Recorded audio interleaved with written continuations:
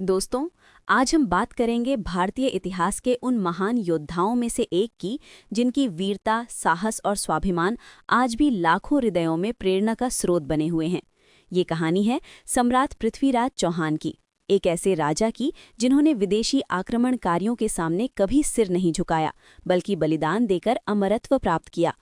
उनकी गाथा केवल युद्धों की नहीं, अपितु राजधर्म, प्रेम, विश्वासघात और अटूट हौसले की है।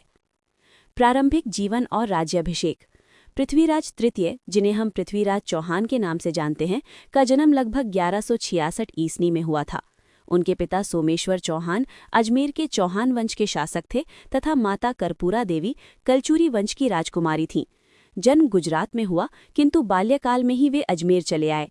1177 ईस्वी में पिता की मृत्यु के पश्चात मात्र 11 वर्ष की आयु में पृथ्वीराज ने चौहान सिंहासन संभाला। प्रारंभ में उनकी माता ने संरक्षक के रूप में शासन संचालित किया, किंतु 1180 ईस्वी तक उन्होंने स्वयं पूर्ण नियंत्रण ग्रहण कर लिया। उनका साम्राज्य सपादलक्ष क्षेत्र पर विस्तृत था, जिसमें अजमेर मुख्य राजधानी था। दिल्ली भी उनके प्रभाव क्षेत्र में आती थी, जिस कारण उन्हें दिल्ली का अंतिम प्रमुख हिंदू शासक माना जाता है।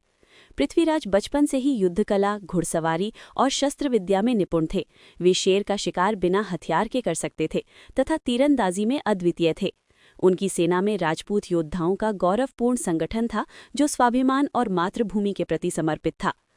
सैन्य विजयें और साम्राज्य विस्तार। राज्याभिषेक के पश्चात पृथ्वीराज ने पड़ोसी राज्यों के विरुद्ध सफल अभियान चलाए। उन्होंने गुजरात के चालुक्यों, चंदेलों के परमर्दी देव तथा अन्य राजपूत राजाओं को पराजित कर अपनी शक्ति का विस्तार किया। उनकी सबसे उल्लेखनीय विजय चंदेल राजा परमर्दी देव के विरुद्ध थी, जिससे महोबा क्षेत्र उनके प्रभाव में आया।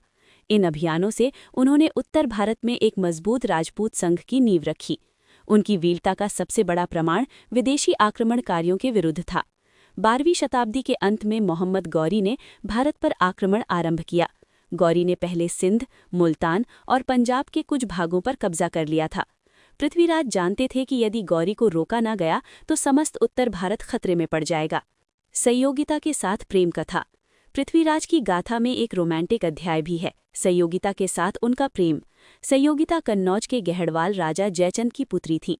लोक कथाओं और पृथ्वीराज रासों के अनुसार दोनों के बीच प्रेम था, किंतु जयचंद की ईर्ष्या के कारण विवाह संभव नहीं था।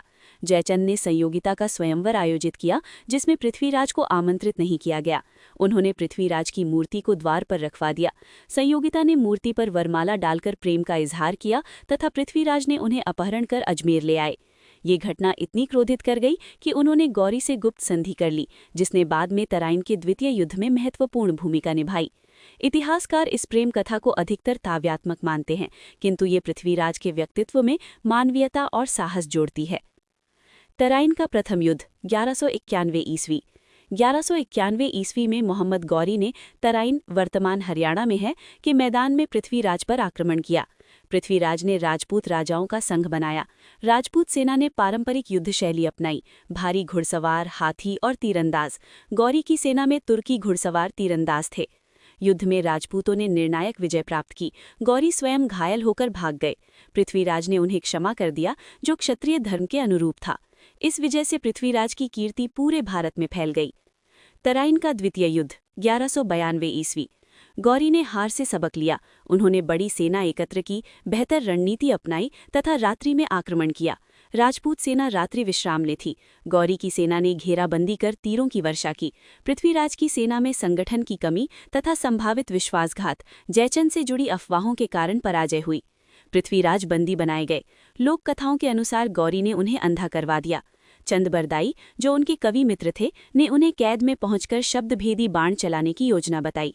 पृथ्वीराज ने गौरी की हंसी की आवाज सुनकर बाण मारा, जिससे गौरी मारा गया, किंतु ये कथा अधिकतर काव्यात्मक है। ऐतिहासिक प्रमाणों के अनुसार पृथ्वीराज को युद्ध के पश्चात मार दिया गया।